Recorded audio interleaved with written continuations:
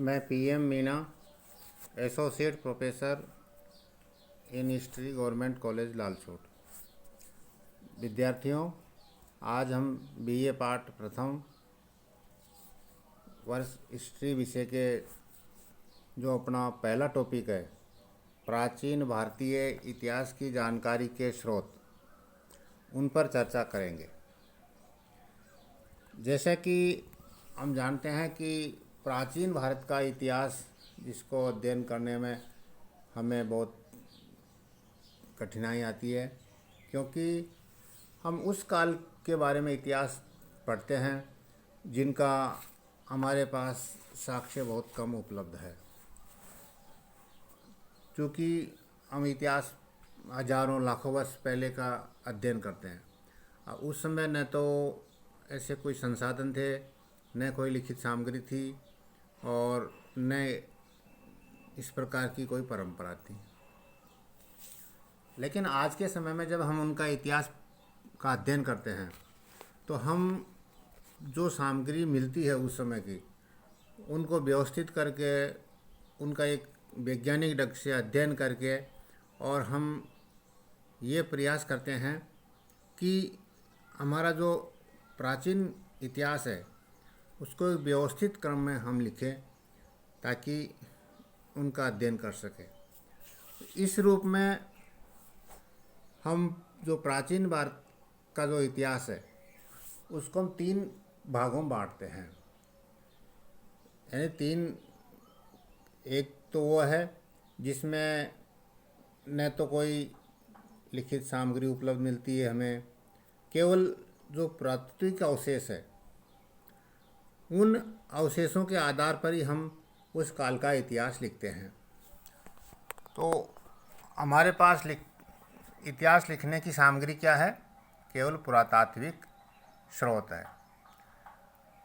तो इस समय का जो हम इतिहास लिखते हैं उस काल को हम प्राग ऐतिहासिक काल कहते हैं।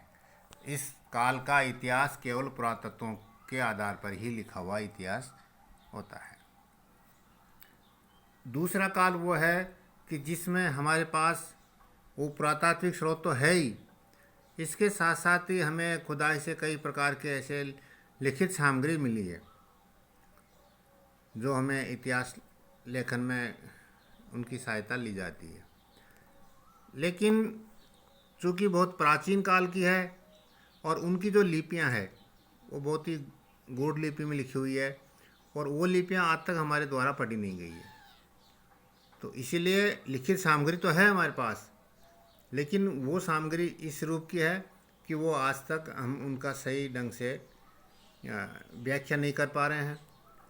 तो ऐसा काल का जो इतिहास है, यानी लिखित सामग्री भी है, पुरातात्विक स्रोत है, लेकिन लिखित सामग्री वो है कि जो अभी तक सही ढंग से उनको पढ़ नहीं पा रहे हैं। तो ऐसे समय का जो इतिहास है उसको हम आदि इतिहास के नाम से जानते हैं।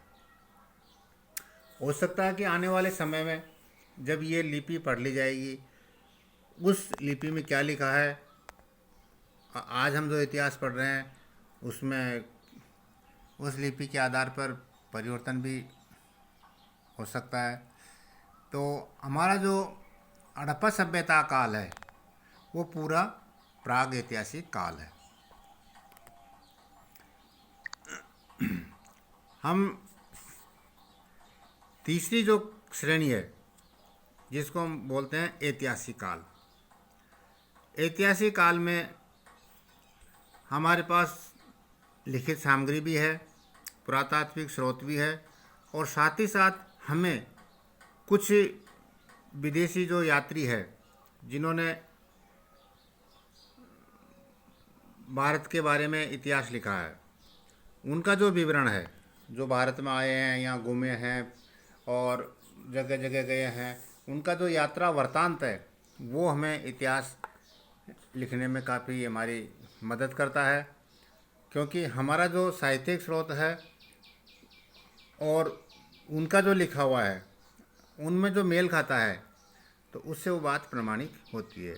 जैसे हमारा जो मौर्य काल है, चंद्रगुप्त मौर्य है, उसके बारे में हमारे विद्वानों के द्वारा लिखा है, और जो विदेशी विद्वान थे उन्होंने लिखा है, तो दोनों की जो बात जिनमें मैच खाती है वो हमें ज़्यादा प्रमाणिक इतिहास मिलता है।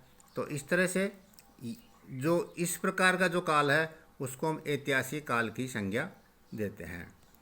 तो हमारे पास भारतीय इतिहास, प्राचीन भारतीय इतिहास है, उसको हम 3 भागों में विभक्त कर रखा है: प्रागैतिहासिक काल, आदि ऐतिहासिक काल और ऐतिहासिक काल। अब जो हमारा इतिहास है उसके जो जानकारी के हमारे पास जो स्रोत है वो 3 प्रकार के हो गए। एक तो हमारे पुरातात्विक स्रोत हो गए, एक साहित्यिक स्रोत हो गए और तीसरा हो गया विदेशी यात्रियों का विवरण। पुरातात्विक जो स्रोत है वो इनमें विशेष महत्व रखता है, क्योंकि आज हमें कोई भी अवशेष प्राचीन मिलता है तो वो हमें उसी रूप में मिलेगा जो आज से हजारों वर्ष पहले जिसने लिखा है या जो उनकी सामग्री है। अगर उनमें किसी ने क्षति नहीं पहुंचाई तो वो चीज़ वैसे की वैसे हमें प्राप्त होती है। जबकि साहित्यिक क्षेत्र में क्या होता है कि एक विद्वान से दूसरे विद्वान में आते आते कई चीज़ों का रूपांतरण हो जाता है। तो इस दृष्टि से पुरातात्विक जो स्रोत है वो इतिहास लेखन में बहुत महत्वपूर्ण है। इनमें किसी प्रकार की हेरफेर करने की गुंजाइश बहुत कम रहती है। पुरातात्विक स्रोतों में हमारा जो पहला है वो आता है अभिलेख। इतिहास लेखन में प्राचीन भारत का जो इतिहास लिखते हैं उसमें अभिलेखों का सबसे महत्वपूर्ण स्थान है, क्योंकि अभिलेख पत्थर या धातु पर उसी समय के लिखे हुए हैं और जो आज हमें प्राप्त हो रहे हैं मूल रूप से, तो हमें उन समय की लिखी हुई बातें वैसे की वैसे आज हमें मिलती है। इसमें भारत में सबसे जो प्राचीन अभिलेख है वो अशोक के मिलते हैं और अशोक के 2 अभिलेख हैं। एक तो आपके आंध्र प्रदेश में निजाम ज़िले में स्थित है मास्की, दूसरा है मध्य प्रदेश में गुर्जरा। ये 2 ही एक ऐसे अभिलेख है जिसमें इनका अशोक का नाम मिलता है। बाकी अभिलेखों में उससे देवाना, प्रियदर्शी, देवताओं के प्रिय, इस नामों से उल्लेख है। और अशोक के जो अभिलेख है उनमें अशोक के धर्म, उसका राजत्व सिद्धांत, राज्य की व्यवस्था, इन सब की जानकारी हमें इन अभिलेखों में मिलती है। प्राचीन कालीन जो हमारे अभिलेख है अशोक के, वो ब्राह्मी लिपि में लिखे हैं और ये जो अभिलेख है वो भारतवर्ष में विभिन्न स्थानों पर मिलते हैं। कुछ अभिलेख हमें ख्रोष्ट लिपि में, जो उत्तर पश्चिमी हमारा हिस्सा है उसमें ख्रोष्ट लिपि में भी लिखे मिलते हैं। अशोक के अभिलेखों को सर्वप्रथम अंग्रेज विद्वान थे जेम्स प्रिंसेप, उन्होंने 1837 ईस्वी में इनको पढ़ा था। इससे पहले हमें अशोक के बारे में कोई इस प्रकार की जानकारी नहीं थी कि प्राचीन भारत में इतना महान शासक हुआ है। क्यों नहीं थी? क्योंकि हमने उनको अभिलेखों को अभी तक पढ़ा ही नहीं था। तो जब हमने अभिलेखों को पढ़ लिया उसके बाद में एक नया जानकारी आई और अशोक के बारे में हमें तरह तरह की जो विस्तृत उसका साम्राज्य, उसकी विस्तृत प्रशासनिक व्यवस्था और उसकी धर्म के बारे में जो नीतियाँ थी, इन सब की जानकारी हमें उनके अभिलेखों से प्राप्त होती है।